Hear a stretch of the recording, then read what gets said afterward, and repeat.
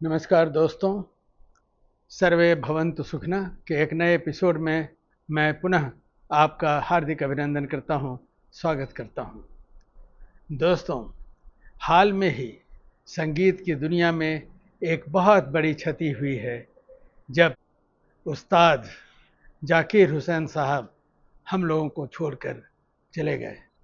उनका व्यक्तित्व कुछ ऐसा था, वो इतने बड़े कलाकार थे कि हर कोई उनके विषय में अवश्य जानता है और जब उनकी चर्चा होती है तो हम सबों के दिल और दिमाग पर उनका एक बहुत ही पॉपुलर एडवर्टीजमेंट अवश्य ही आ जाता है।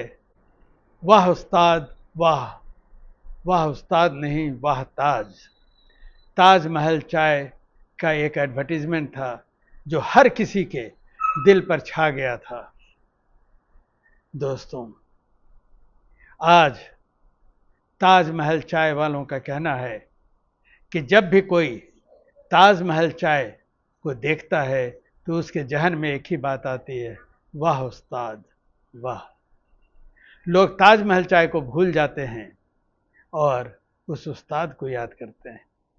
आखिर ऐसा मुकाम उन्होंने कैसे हासिल किया? अगर उन्हीं के शब्दों में कहें तो लोग अक्सर उनसे यही कहते कि आपके गुरु तो आपके अब्बा हुजूर थे, तो आपको तो सफल होना ही था। तब एक बार उन्होंने कहा था कि गुरु कभी किसी को ज्ञान नहीं देते,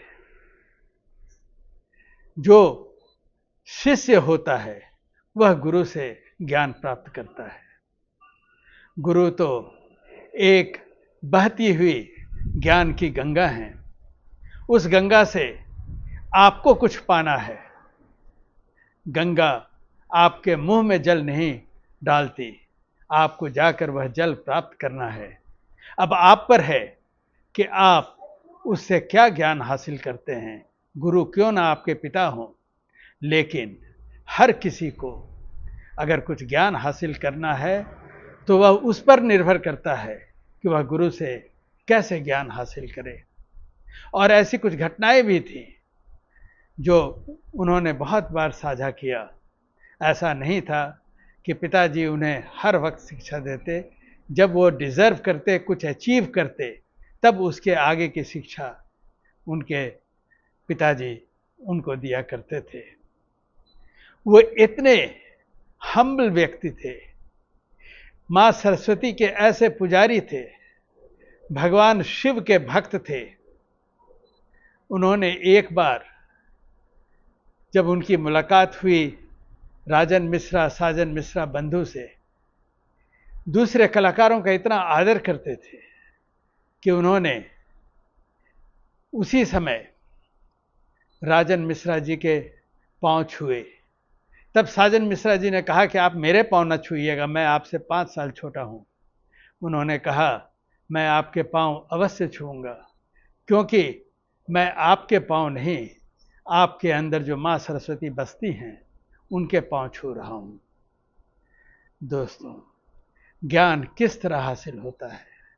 आप ज्ञान की सबसे उच्चतम स्तर तक कैसे पहुंचते हैं, यह आप पर निर्भर करता है। इसीलिए दोस्तों, हर कक्षा में 40-50 विद्यार्थी होते हैं, लेकिन सब बराबर शिक्षा तो नहीं प्राप्त करते।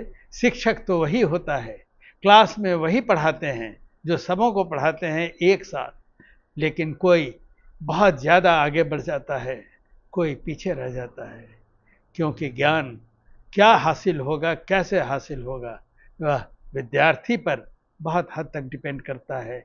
जाकिर हुसैन साहब ने एक बार बताया कि जब वह तबला का रियाज़ कर रहे थे तो उन्हें कुछ और जानने की जिज्ञासा थी, तो उन्होंने कुछ ऐसा बजाया जिसे सुनकर उनके उस्ताद ने कहा, हाँ ये तुमने अच्छा किया, और अगर अब तुम ये कर सकते हो तो इसके आगे अब ये करो। इस तरह शिक्षा मिलती है और लोगों का ज्ञान बढ़ता है।